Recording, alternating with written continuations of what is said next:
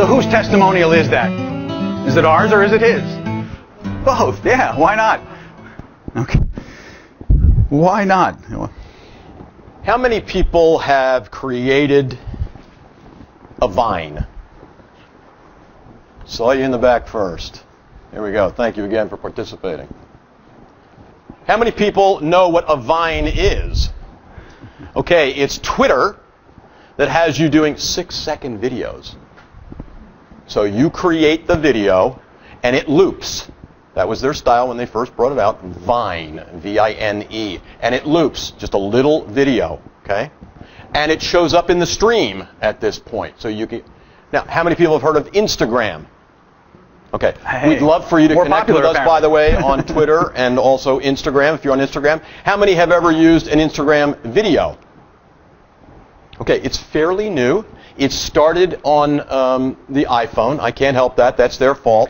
And iPhone rules! And then it comes over here to Android. It's a 15-second video. I want to tell you a little story. Ladies, you don't have to listen to this story, but you might be able to relate at the same time. The men's room here in this hotel stinks. Okay? So I went in with my Instagram, and I went from stall to stall to stall. Bald guy in the bathroom with a camera. Watch out. And I showed that there was no toilet paper on any of the rolls in there, and there was a toilet covered with toilet paper. I took it up to the front desk and I said, "Is your manager here?" Let me get the manager. The manager walks at it and I said, "You have 10 minutes before I release this video." Now, what I want to tell you is, and they didn't get it done in 10 minutes, they were 11 minutes and that video is out. What I want to tell you is, this is not a story of extortion. What I want to tell you is that we all have our recording studios in our pocket. If you think your customers, clients, or patients won't do that to you, you're just not up to date on what's going on. If your restaurant meal is not very good, you now have an instant way to get that out everywhere, right? If I put it on Instagram video, it can go right into my Twitter right away, it can go into my Facebook right away, instantly. I used to do, that's why we call it one camera, one take, I used to do, "Hi, this is Charlie Seymour Jr., and I'm here with Sandy at jvAlert Live." Now, Sandy, tell us a little bit about your business. She would then speak a little bit, and I would then come back and I'd say, "Now, that's Sandy. Look for that link at the bottom of our site. Go find out more about Sandy. You really want to get to know her."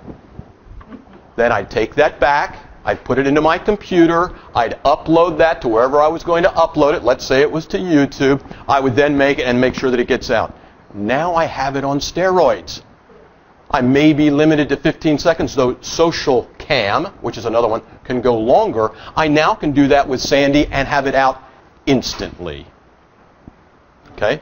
So can you create a video like that? Absolutely. Absolutely. So you should know about that, whether it's a defensive mode or an offensive mode.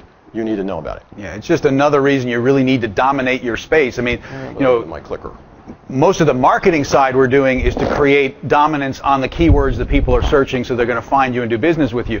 But do not neglect dominating your name, your business name, and all of that space, because that's the defensive side. We've had some clients where we're doing the flip side. We're doing repair work. It's the same exact strategy of creating a large volume of content, but now it's defense. It's trying to push negative content out of you. We've had clients who have lost $200,000 gigs like that because of one nasty piece that got published on somebody's blog. So protect yourself by dominating your name and your business name, as well as then using the same strategy to dominate the keywords and drive business. Have lots of videos up there. So now we're gonna change pace just slightly again. One night I was in my grandson's room, not long after my father died, about 16 months ago. And I have my grandson in my arms, and I'm feeding him a bottle, and we're cuddling, and the sound machine is on, and the waves are making noise. I'm getting almost as drowsy as he is. I've got that bottle in here, and it was a real bonding moment. And I looked down at him, and I thought, if I die right now, he will grow up not knowing me. Selfishly, I didn't want that to happen. I grew up in a family where we talked about Uncle Jack all the time. He was a big professor at Penn in theater. He was Hal Prince's favorite director, favorite professor. I didn't want that to happen with me and my grandson. So I started lessonsfrommygrandson.com. Some of you have been nice enough to come up to me and tell me some of your thoughts about that, and I appreciate that. So we're going to see one of those right now, and I'll stop it a little bit before it ends because I have a comment on what I did near the end.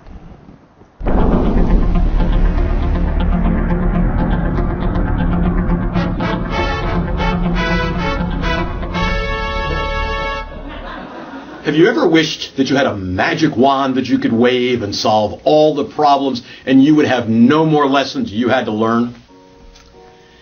Here's a lesson that Beckett taught me. When you bang your head, it hurts. But sometimes we have to go through that. You know, whether he's riding his car around, that he's pushing, it reminds me of little Fred Flintstone, you know, pushing with his, and he bangs into the table. Or when he's reaching way far under the table to get one of the special things that he wants. Maybe it's his little dog that he wants to come out. It's a toy dog out from under the table to play with. He bangs his head. Sometimes there are tears. But these are lessons that we have to go through. And believe me, we will remember them when we bang our head.